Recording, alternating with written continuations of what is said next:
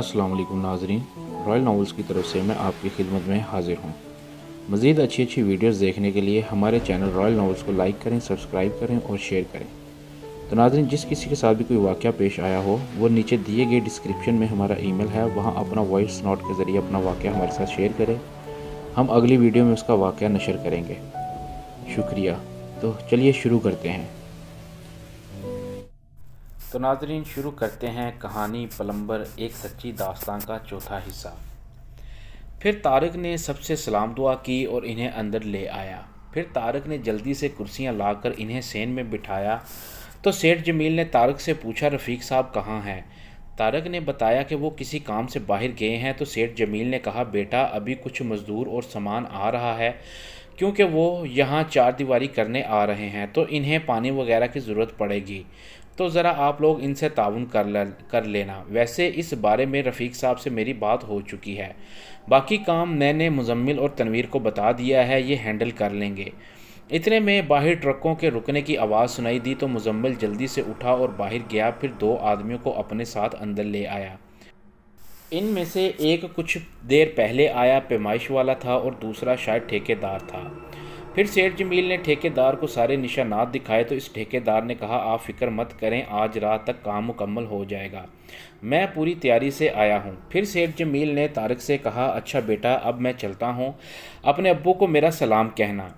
ये सुनते ही तारक हाँ में सर हिला दिया तो सेठ जमील पैमाइश वाले को लेकर चला गया। इतने में 10-12 मजदूर ट्रक से ईंटें सीमेंट वगैरह घर में लाकर रखने लगे और तारक अपने दोस्तों से बैठकर बातें करने लगा और कुछ ही देर में काम शुरू हो गया। दोपहर का वक्त था और मजदूर खुदाई कर रहे थे। इतने में एक मजदूर ने चिल्लाते हुए कहा, ये क्या है? ये सब सुनकर जब बाकी लोगों ने वहां जाकर देखा तो वहां खुदाई के दौरान ज़मीन से खून निकल रहा था, जिसकी वजह से इसके पूरे पाँव खून से भर गए। ये देखकर सब लोग हैरान हो गए। इतने में ठेकेदार ने कहा, अरे कोई सांप वगैरह मर गया होगा खुदाई करते वक्त, तुम घबराओ नहीं, जल्दी से काम मुकम्मल करो। ये सुनकर मजदूर दोबारा खुदाई करने लगा। फिर कुछ देर में खुदाई मुकम्मल हो गई और फिर दीवार की तमीर शुरू हो गई। इस दौरान रफ़ीक और खालिद भी आ गए और इनके साथ एक नक्शे बनाने वाला भी आ गया और इसने सारी जगह देखकर इस हिसाब से नक्शा बनाना शुरू कर दिया। इस दौरान तारक, रफ़ीक और खालिद खाना खाने चले गए। खाने के दौरान तारक ने मजदूर के साथ हुए इस वाक़ये के बारे में रफ़ीक को बताया तो अचानक रफ़ीक परेशान हो गया और खाना छोड़कर बाहर जाकर इन मज़दूरों को देखने लगा। इतने में खालिद भी रफ़ीक के पीछे चला गया। इसने रफ़ीक से कहा, क्या हुआ अब्बू, आपने खाना क्यों छोड़ दिया? रफ़ीक ने कहा, अरे बेटा कुछ नहीं, मुझे बस इतनी ही भूख थी। खालिद ने कहा, अब्बू आप फिर से परेशान लग रहे हैं। रफ़ीक ने कहा, नहीं बेटा, बस मैं इन बेचारे मज़दूरों को देख रहा हूँ, रोटी के लिए इन्हें क्या क्या करना पड़ता है। इनमें से किसी के पाँव खून से भरे लेकिन वो भी काम में मसरूफ़ है, बस मुझे इनकी फ़िक्र हो रही है, दुआ करो सब ठीक रहे।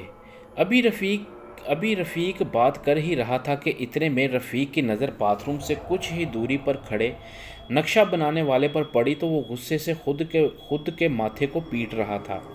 ये देखकर रफ़ीक ने इसके पास जाकर कहा, अरे भाई क्या हो गया है? इसने कहा, पता नहीं, लेकिन जैसे ही मैं नक्शा बनाता हूँ तो अचानक सारा नक्शा गलत हो जाता है।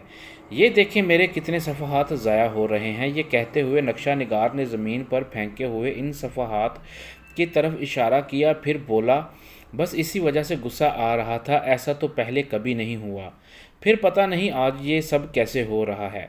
रफ़ीक ने कहा, अरे भाई मुझे लगता है आज तुम्हारी तबीयत ठीक नहीं है, कोई बात नहीं, तुम ऐसा करो कल आ जाना, तुम्हें एडवांस तो दे दिया है, वो तुम अभी पास ही रखो और आकर अच्छे से बना लेना। ऐसा हो जाता है कभी कभी आसान सा काम भी मुश्किल हो जाता है। ये सुनकर नक्शे वाले ने कहा, जी मुझे भी ऐसा ही लग रहा है, क्योंकि मेरा सर भारी भारी सा महसूस हो रहा है, तो मैं कल ही आकर बना लूँगा। ये कहकर वो चला गया। इतने में ठेकेदार की आवाज़ सुनाई दी जो किसी मज़दूर को डांट रहा था। अभी रफ़ीक इसकी तरफ देख ही रहा था कि मुज़म्मिल रफ़ीक के पास आया और बोला, अंकल पानी नहीं आ रहा। रफ़ीक ने कहा, बेटा पानी तो आ रहा है। ये कहते हुए रफ़ीक ने बाथरूम का नलका खोला तो पानी नहीं आ रहा था। ये देखकर रफ़ीक ने खालिद से कहा, बेटा जाकर मोटर चलाओ, शायद टैंकी खाली हो गई है। ये सुनकर खालिद जल्दी से गया और मोटर चलाकर वापस आ गया, लेकिन पानी फिर भी नहीं आ रहा था। یہ دیکھ کر رفیق نے کہا ارے اب یہ کیا مسئلہ ہو گیا ہے، پانی کو کیا ہو گیا؟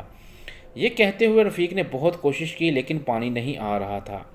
اتنے میں ایک مزدور نے رفیق سے کہا جناب مجھے لگتا ہے کہ آپ کے نلکے میں مین لائن میں کوئی مسئلہ ہو گیا ہے، کیونکہ پانی کی آواز تو آ رہی ہے لیکن پانی موٹر تک نہیں پہنچ رہا۔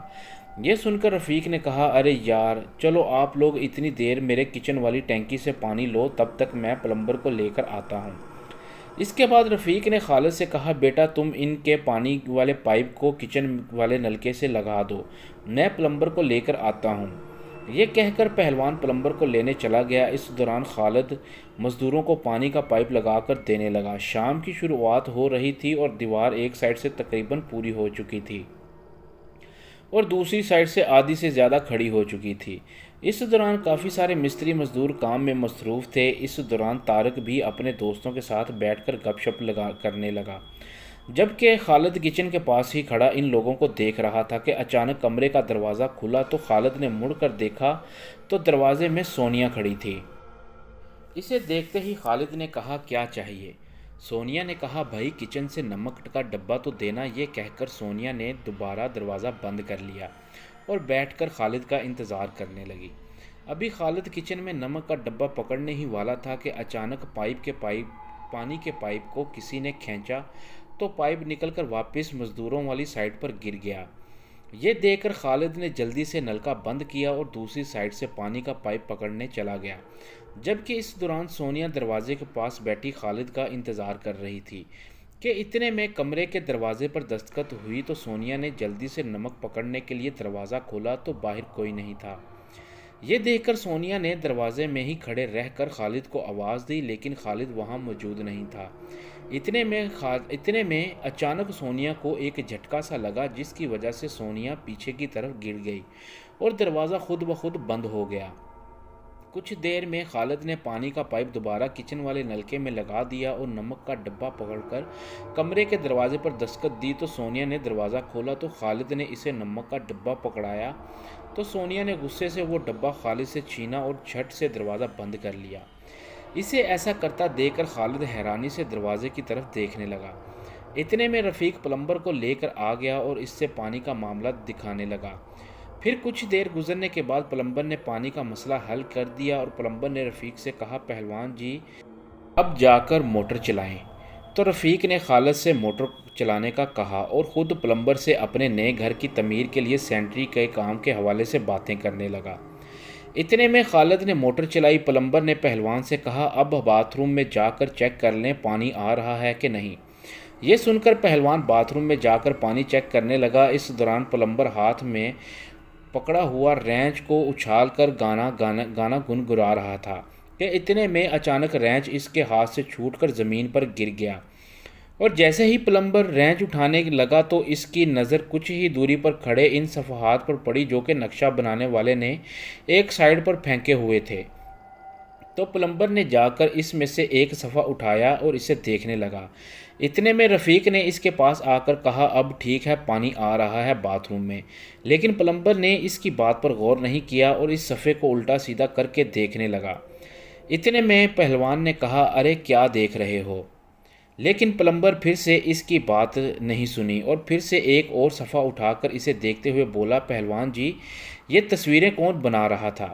رفیق نے کہا ارے کون سی تصویریں؟ یہ تو وہ ضائع کیے ہوئے صفحات ہیں جو وہ نقشہ بنانے والے نے پھینکے ہیں۔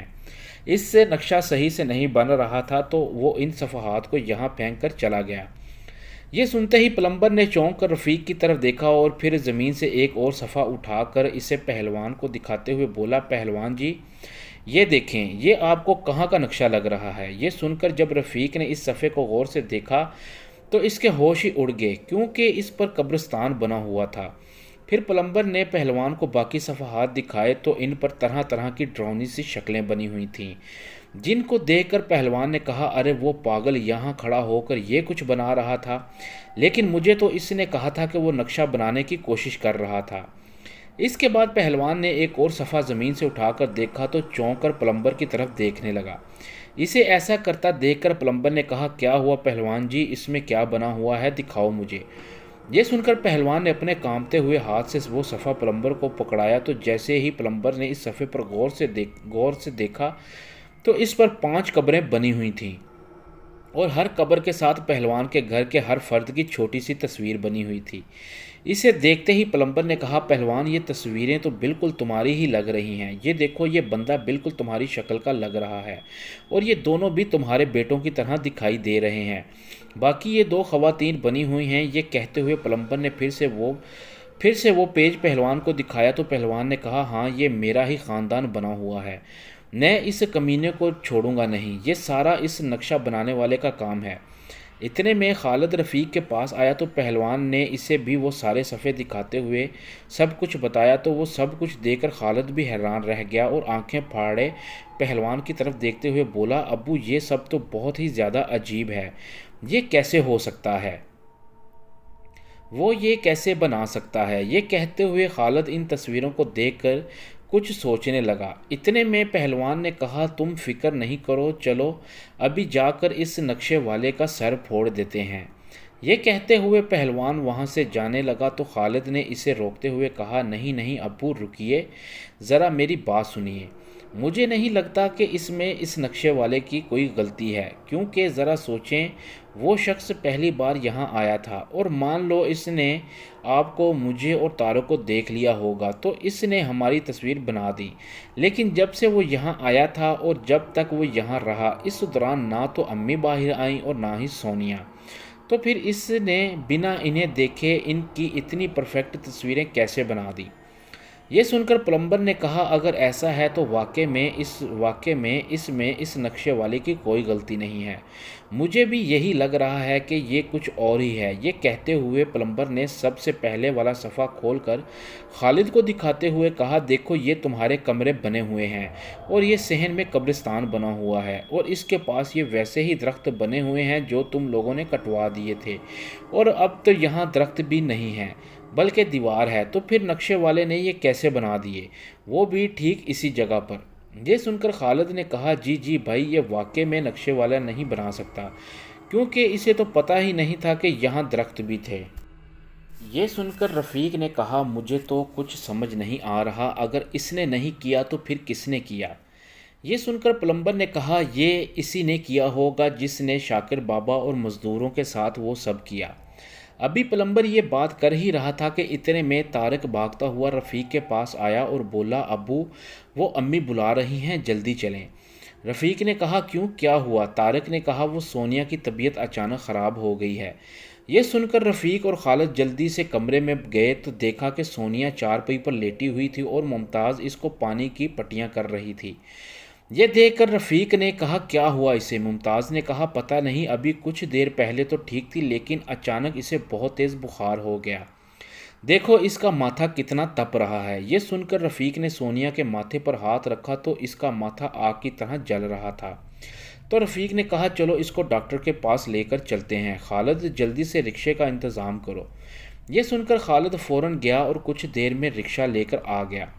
پھر ممتاز اور رفیق سونیا کو ڈاکٹر کے پاس لے کر جانے لگے تو رفیق نے خالد سے کہا، تم گھر پر ہی رکو اور جب مزدور چلے جائیں تو دروازہ اچھے سے بند کر لینا اور طارق کو باہر مت جانے دینا، ہم جلدی ہی واپس آ جائیں گے۔ یہ کہہ کر رفیق ممتاز کے ساتھ سونیا کو ڈاکٹر کے پاس لے گیا۔ وہاں پہنچ کر اچانک سونیا بے ہوش ہو گئی اور رفیق نے اسے پاس میں بڑے بیڈ پر لٹا دیا۔ اتنے میں ڈاکٹر سونیا کا چیک اپ کرنے آیا کہ اچانک سونیا نے ایک دم سے آنکھیں کھولی اور اٹھ کر ڈاکٹر کے چہرے پر ایک زوردار تھپڑ مارا، جس کی وجہ سے ڈاکٹر پوری طرح سے چکرا گیا اور سونیا واپس بے ہوش ہو گئی۔ یہ دیکھ کر کلینک میں موجود سبھی لوگ حیرانی سے سونیا کی طرف دیکھنے لگے۔ اتنے میں رفیق نے ڈاکٹر سے معافی مانگتے ہوئے کہا، ڈاکٹر صاحب ہم بہت شرمندہ ہیں، ہمیں بالکل بھی اس بات کا اندازہ نہیں تھا کہ ہماری بچی ایسا کرے گی، لیکن اس کا پورا جسم آگ کی طرح کانپ رہا ہے، مہربانی فرما کر اسے دیکھ لیں۔ ڈاکٹر نے کہا، ارے کوئی بات نہیں، کبھی کبھی زیادہ بخار میں مریض ایسی عجیب سی حرکات کر دیتے ہیں۔